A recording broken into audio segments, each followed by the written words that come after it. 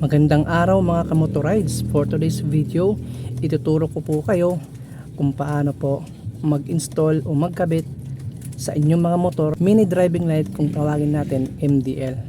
Ayan, so as you can see mga boss, meron po tayong mga kagamitan dito. Ito po yung ating battery. Syempre itong ating mini driving light. Meron tayong susian. Ayan, so kompleto po ito mga boss. At syempre meron tayong domino switch, 3-way wires po yan, at syempre itong ating fuse. So dito po sa ating video mga boss, gagamit po tayo ng fuse kasi kalimitan ng iba hindi gumagamit ng fuse sa kanilang mga mini driving light. Okay, so ito po mga boss ang ating, so dalawa itong ating mini driving light. Ayan, so bago po kayo magkabit o mag-install ng yung mga mini driving light, syempre aalamin po muna natin ang ating domino switch guys, kung nasan po ba dito ang common. Okay, pag i-on mo po ang low, ayan, so magkakaroon po siya ng supply, at syempre pag high mo naman, magkakaroon din po siya ng supply. So para po mahanap natin yung ating common, so dito po wala naman po tayong ditong test light. Ang gagamitin po natin dito mga boss, itong mini driving light na lang, para malaman natin dito kung alin po dito yung common ng ating domino switch. So magkaiba-iba mga boss, color coding ng yung mga domino switch sa inyong mga nabibili, sa akin hahanapin natin kung alin po ba dito ang ating common. So yan po, umpisahan na po natin mga boss. So ito, isang tabi muna natin tong ating box sa ating mini driving light. At gamit natin yung ating battery. Syempre itong ating switch, hahanapin na po muna natin ang ating common sa ating wire. Okay, so dito mga boss, gamit natin isang mini driving light. Kahit isa lang, pwede na po ito. Isang mini driving light po natin. Tabi muna natin yung isang mini driving light. So dito guys, hahanapin natin dito, pwede kayo mag-umpisa sa black, brown or blue. So dito po tayo sa ating color brown. So pagdikitin po natin yan, so nandito po tayo sa ating positive. Tapos ngayon kukunin natin itong mini driving light po natin. So ito po yung ating mini driving light. Meron siyang 3 wires. So 3 wires po ang ating mini driving light mga boss. Okay, so next i-connect natin tong negative guys sa ating mini driving light. So negative din po ang kukunin natin sa ating battery. So ayan po, pagdikitin lang po natin yan silang dalawa. So lahat ng mini driving light, siguro ang kulay black is negative, Okay, so kung di ako nagkakamali, so tingnan nyo lang po ninyo sa inyo mga boss. Ayan, so nadikit na po natin dito yung positive at negative sa ating switch, at negative naman dito nakadikit sa ating mini driving light. So ngayon, meron tayong dalawang wire. Pagtungin po natin itong silang dalawa para malaman natin kung alin po ba dito ang ating common sa wire na to sa ating domino. Okay, so pagdikitin lang natin yung dalawa mga boss. Okay, so nakadikit na po yan. So makikita nyo naman po sa ating video, nakadikit na. Ayan mga boss. So ngayon, isi-switch po natin. So dapat umilaw to mga boss ang ating high and low. So pag hindi po siya umilaw, pag isa lang pong umilaw, ibig sabihin hindi po yan yung ating common na nakakabit po dito sa ating positive. Okay, so testingin po natin. Ayan, so mailaw po siya, sa ating low. Sa high naman po natin, off. Sa high natin, so ibig sabihin wala po siyang supply. So ibig sabihin hindi po yan yung common natin na kulay brown na wire sa ating domino switch. Ayan, so uulitin ko po. So yan, naka-off po yan. Low, off, high. So wala po. So ngayon mga boss, uulitin natin to, So hindi po yan yung ating common. So tanggalin muna natin. Okay, so ayan mga boss, natanggal na po natin. Ngayon uulitin natin. Kanina yung kinuha natin yung kulay brown sa ating positive, dinagay na po natin dyan. Ngayon kukunin natin yung kulay blue. Itong kulay blue naman, baka ito yung common sa ating switch. So dapat malaman natin muna kung ano yung common sa ating domino switch para makapagkabit tayo ng ating mini driving light. So ayan mga boss, pagdikitin lang po natin to. Okay, so ayan, nakakabit na yung kulay blue natin sa positive. Ngayon naman, so ito naman yung ating isang wire sa pula sa mini driving light. Tapos yung isang wire ikabit din po natin. Ayan, so nakakabit na po silang lahat. So dito titestingin po natin ang ating switch guys, no? So dito guys sa ating mini driving light, uulitin ko, dapat po no makuha natin yung dalawa, high and low. So pag nakuha po natin mga boss ang high and low, pag umilaw itong high and low natin, so ibig sabihin yan na po ang ating common. Okay, so yan guys, umpisa na po natin. So una muna yung ating low. Ayan, so meron po siyang ilaw mga boss, nag-supply na po siya. Pangalawa, off muna natin. Dito tayo sa high. Ayan, so meron po mga boss. So ibig sabihin, itong kulay blue natin na wire mga boss, ito po yung ating common. So ito po yung ating main supply para sa ating domino switch. Ayan, so umpisahan na po natin mga boss magkabit ng ating mini driving light. Meron tayong ditong syempre susian sa inyong mga motor. Ayan, para makuha po ninyo. Okay, so ngayon naman mga boss, kukunin natin tong ating susian. So paano natin malalaman kung alin po ba dito ang ating accessories wires, kung tawagin po natin ECC wire mga boss. Ayan, so dito mga boss, sa aking palagay, ito po yung ating main supply, ang ating kulay red.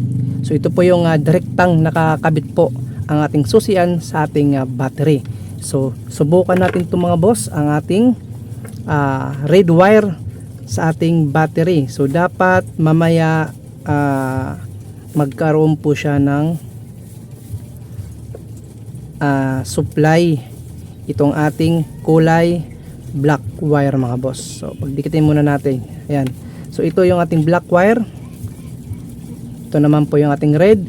Nakalagay po yan sa ating main supply ng ating battery. So dapat mga boss, pag inon natin po ang ating susian, on siya, off, dapat patay din po yung ating ilaw. So ngayon testingin po natin itong ating mini driving light para malaman natin kung ito po ba yung ating accessory wire mga boss. So ito ang ating mini driving light. Syempre kakabit po natin to sa ating negative mga boss.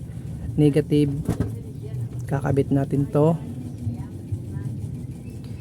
Ayan, tapos syempre itong ating black wire mga boss, ating susian, ikakabit po natin kahit alin dyan sa dalawa, red or blue. So matesting lang po natin kung alin po dito, no, kung para malaman natin yung accessory wire mga boss. Yan, kahit hawakan na lang po natin. Okay, so dito mga boss, naka-off po yan. So dapat yan, no, naka-off po, no, yan sa ating susian. Dapat pag sinusi ko siya mga boss, magkaroon po siya ng ilaw itong ating mini driving light. So testingin natin. So dapat maging on off po ang ating ilaw mga boss para malaman natin yung ating ECC wire. So iyon natin mga boss. Ayan, nagkaroon po siya ng supply, no. So dapat po na off po yan mga boss, ha. Dapat na off. So i-off natin. So ayan, so ibig sabihin mga boss, ito po yung ating accessory wire na kulay black po. Ayan.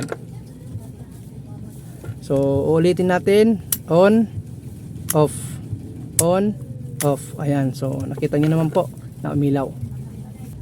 Okay, so ngayon mga boss, itong ating fuse, ikakabit natin to sa ating accessory wire, sa ating ECC wire mga boss, dito po sa black wire po natin. Okay, so inuulit ko po, 2 wires lang po itong ating susian. So hindi kayo malilito mga boss, kahit 4 na wire pa po yan mga boss, basta hahanapin nyo lang po yung accessory wire sa inyong mga motor. So basta ang accessory wire, tandaan nyo po, pag i-on nyo po ang susian, magkakaroon po siya ng supply. Pag i-off nyo naman po, mamamatay po siya. So yan po ang ating accessory wire mga boss. So doon po kayo magtatap. Ayan, so ito po ang ating fuse. Gagamit po tayo dito ng fuse mga boss para safe po ang ating mini driving light if ever po na magkaroon pa siya ng short circuit. Ayan, so yan po ha. So tandaan nyo po ang ating step by step mga boss. Pag-iwalay na baka dumikit po. Okay, so yan po yung ating accessory wire na kulay black. Next naman mga boss, ito yung ating fuse. At susunod po natin kukunin itong ating 3-way switch na domino mga boss. Okay? So sabi ko nga po sa inyo mga boss, ang ating common dito is kulay blue sa ating switch mga boss ha. Huwag kayong malilito sa common. So ilalagay po natin dito mga boss, no, sa ating kulay blue itong ating fuse, no? Ito yung ating accessory wire. So naglagay lang po tayo ng fuse mga boss para safe. Ayan na po. So yan po yung common na kulay blue sa ating domino. Tapos mga boss, meron po tayo natitirang dalawang wire po. So ayan po ha. Madali lang ito mga boss. Kayang-kaya po ninyo ito sa inyong mga bahay. Okay, so next naman mga boss, itong ating dalawang mini driving light mga boss. Ayan, itatabi ko lang dito para makita niyo kung umilaw na ito. Ayan, dalawa nating mini driving light. Ayan po, pagsasamahin natin ito mga boss, i-color coding lang po natin. So black to black, red to red at yellow to yellow. So ayan lang po ha, pagdugtungin lang po natin yan. Ayan, so itong black is negative po yung ground. Ito naman yung ating high and low. So kayo na pong bahala mga boss kung alin po dyan yung high and low po ninyo. Kung gusto nyo po yung yellow, i-high nyo, o white naman ang inyong low. So kayo na pong bahala. Kayo nang dimiskarte kung ano po ang iyong gusto. So ayan po, magkadikit na po yung dalawa nating mini driving light. Ngayon mga boss, itong ating negative sa ating battery mga boss. Ayan, so kukunin natin at idikit natin yung silang dalawa. Negative sa negative mga boss. Itong ating mini driving light MDL sa negative. Okay, so meron tayong dalawang natirang wire mga boss. Yan naman po ang ating ikakabit dito mga boss sa ating domino switch. So kayo na bahala kung alin po dyan magkabaliktaran. Kayo na po ba, mga boss, kung alin gusto nyo ang high and low na kulay, yellow ba o white. Ayan mga boss, pinagdikit lang po natin silang dalawa. Kayang-kaya nyo po nitong gawin sa inyong mga bahay. Ayan, so magkadikit na po. Ito po yung pinagdidikit natin. Ito po yung ating domino switch na natitira nating dalawang wire mga boss. Ayan, so ngayon mga boss, tapos na. No, ganun lang kasimple mga boss. At ito po ay walang relay. Okay, so ito po yung ating MDL po na walang relay. So sa susunod mag-tutorial tayo na may relay naman po. Ayan mga boss, umpisahan na po natin. Ano? Pailawin itong ating MDL mini driving light po natin. Ayan, so umpisahan na po natin mga boss.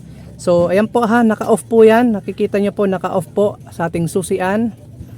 Okay, so i-on natin yan mga boss. No, i-on natin yan.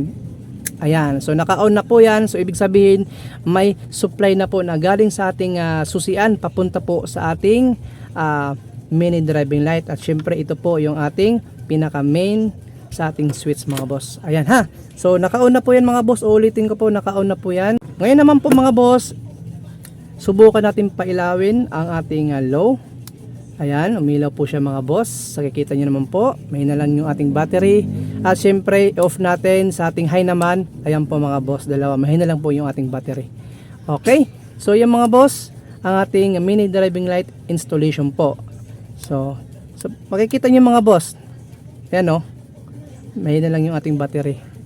So dito po yung ating pinaka main sa ating susian. So pag in-off po natin yan mga boss, ayan, wala na po yung supply. Kahit naka-on pa po dito sa ating switch sa ating mini driving light. So ayan po mga boss, wala na. Okay, so humina lang yung ating battery. So ulitin ko po, on. Ayan na, umilaw na, naka low. High natin yung kulay yellow, ayan. 'Di ba? Kuha nyo? So ganoon lang mga boss, wala na tayong battery, mahina na talaga naman. Okay, so wait lang mga boss kasi lubat na po tayo, no? Lubat yung ating battery. Hanggang makita po ninyo ang ating ginawang mini driving light installation. Ito yung ating charger na nabibili sa Shopee. So ayan ha. Okay, so subukan natin pailawin mga boss itong ating mini driving light kasi wala na kanina wala na, lubat talaga yung ating battery. Testingin natin ha.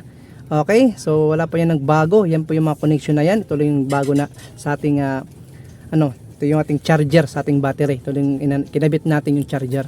Okay, so low. So ayan mga boss, napakaliwanag napakaliwanag po. Ayan, so naka-low po yan mga boss. Kita nyo naman. So next, dito tayo sa ating high naman, off, high. So ayan po mga boss, ang ating high po, kulay yellow. So kayo na pong bahala kung alin po ang high po ninyo, kung white po ba or yellow. So yun lang po mga boss, at syempre maraming salamat po sa inyong lahat sa panonood po ninyo ng ating tutorial today. Ayan, so sa mga susunod nating video mga boss, abangan nyo na lang po. So gagawa po tayo dito, mayroon naman pong yung tinatawag natin relay, no? So relay ang ating gagamitin sa susunod. Gagawa tayo dyan ng video mga boss. Ayan po mga boss, maraming salamat, at kita-kits na lang po tayo sa mga susunod natin na video. Peace out.